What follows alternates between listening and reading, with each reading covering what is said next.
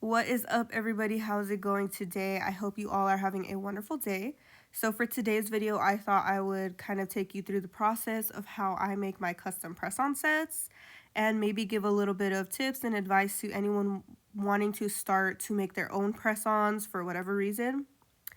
Most of the supplies I'm using can be found in my Amazon storefront, and the link is in the description. So if you guys are interested, go ahead and definitely check that out.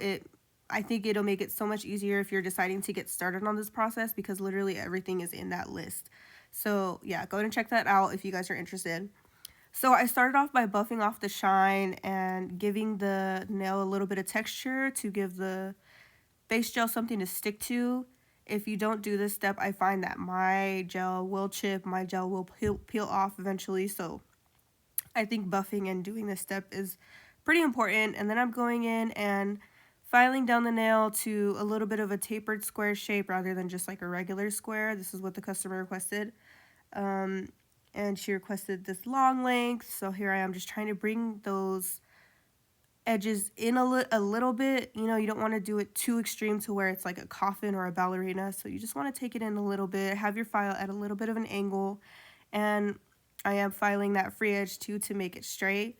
But in the end, I do go in, like after I'm done with the whole set, all the layers of polish, I do go in and file that free edge after, just so it has like a nice crispy shape. So I'm going ahead and dusting off all of the lint, all of the dust particles, and taking an alcohol wipe to try and get all of the lint and particles off as best as I can. And even if you don't get them all off, the base gel kind of helps with that too. So I'm taking my base gel and I'm applying a good amount on the nail just to give it some thickness. And you can go in with 2 coats of base gel if you like to make your nails a little thicker, but I'm going in with a bunch of layers of gel polish, so I'm just going to stick with one. I dip my paddle brush into the bottle and then I kind of gently, very gently wipe both sides so I don't have too much product on the nail to where it loses its shape. So I'm going ahead and applying that. And after I apply this base gel, I go ahead and put it in my lamp for 60 seconds to cure. Just on a little kind of tangent, I think press-on nails are a very great alternative for acrylics or really any salon service, simply because of the time you save. They don't take that long to make, honestly. They take maybe, I mean, it depends what design you do, but it doesn't take that long. And you can do it from the comfort of your own home. It doesn't really take that many, like, super, super expensive supplies. You know, you save that 2 hours rather than going to the salon and breathing in like all the fumes of the monomer and all that stuff. And press-ons are reusable as well, so you can, you know, if you take care of them, you can reuse them anytime. So I just want to say, like, I think press-ons are a really great alternative, and they really help when you're in a pinch too and you don't have time to go to a salon. So for example, Sundays are my day where I like to kind of just go out and have my fun before the week starts. So tomorrow I'm gonna go get my hair done and, you know, go to a nail supply store. But I don't really have time to do both of my hands with acrylic, because that would take like freaking 3 or 4 hours. So I'm gonna be making myself some press-ons as well for tomorrow, because I still want to feel good. I still want to look good, you know. But I don't have that time to go to the salon, and you know what, like, or I don't have that time to like do my own nails. So these are such a great alternative, and if you guys haven't tried press-ons, I suggest it. Like, you guys should just give it a try. And real quick, I just wanted to ask you guys what you guys do on Sundays. Like I said, I kind of just take my Sundays to have my little fun and then like mentally prepare myself for the week that's coming ahead.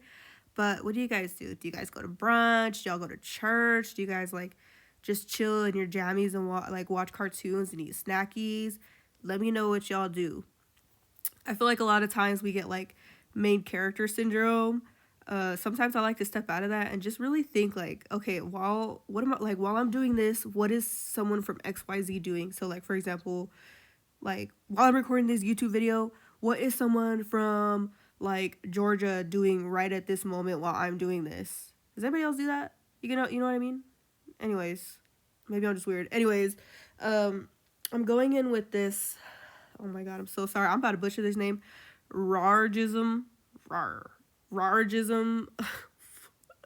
gel polish. It comes with like 5 or 6 colors, and I love this set. It's in my Amazon storefront if you guys are interested. I love it because it comes with more like darker and peachy tones that are friendly for those of us with darker skin tones.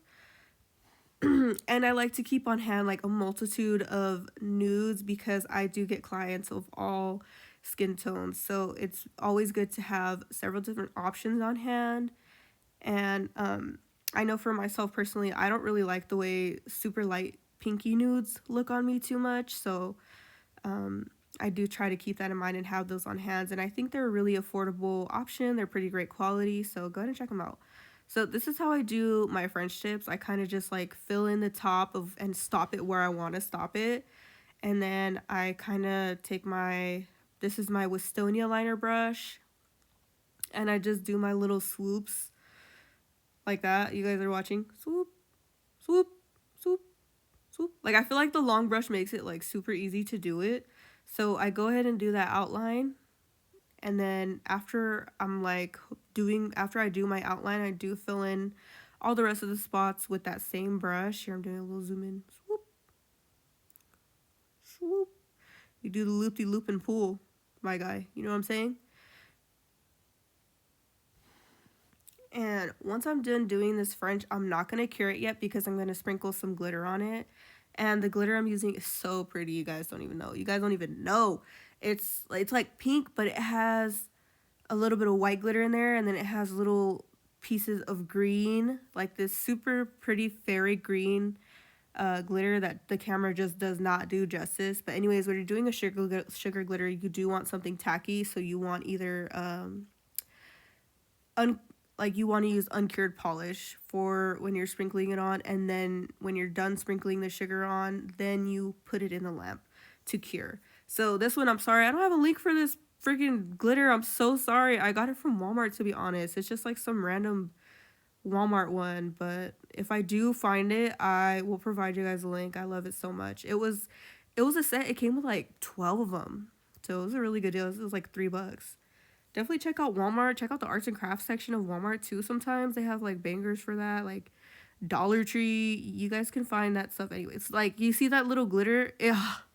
It looks like fairy green in person, you guys.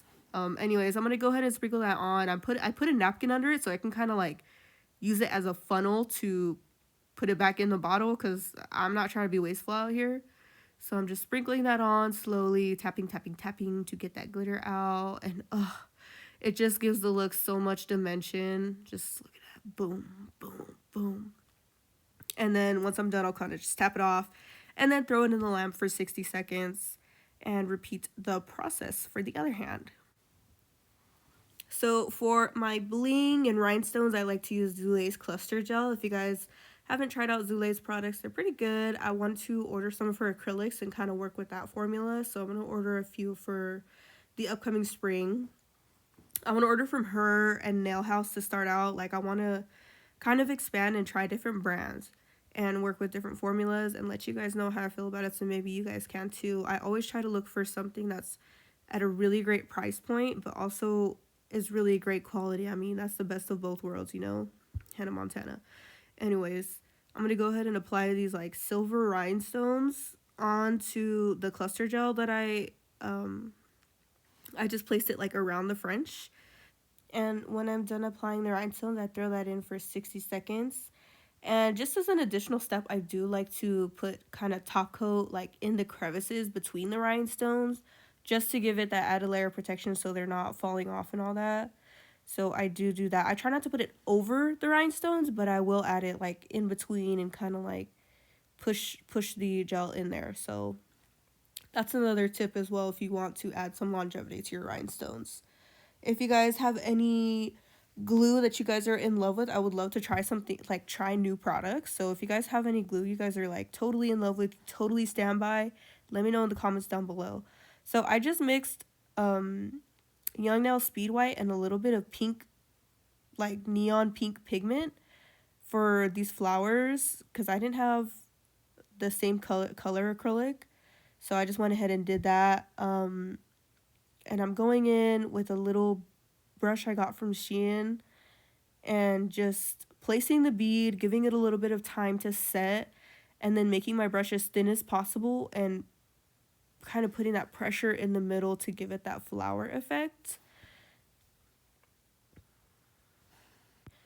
And just a little bit of tips to make your life easier when you're doing acrylic flowers. First of all, practice. That's how you're gonna get better, is to practice. I say it all the time.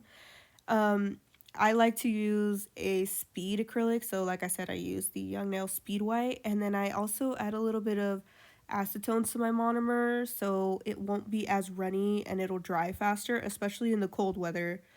So those are some little tips, you guys. If you guys want to try them out, let me know how they work out for you. I just feel like they help me with the setting time, because the last thing I want to do is wait for that little bead to set.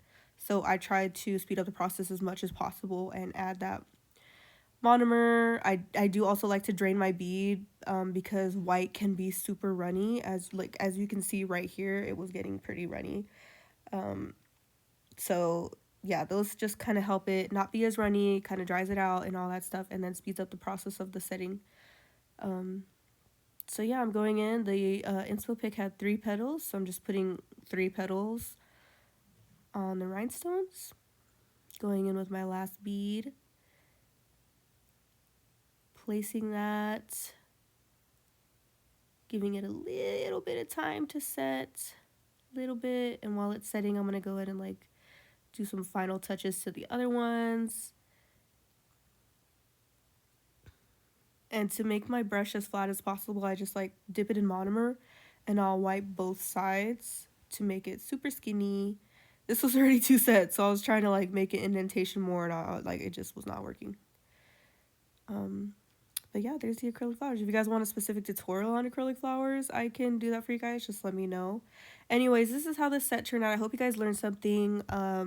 Like, comment, share, subscribe, and all that. Leave notification bells on to get notified when I do release videos. Let me know how you guys like this video. If you guys liked it, I will make more press on set videos. I think it came out so beautiful.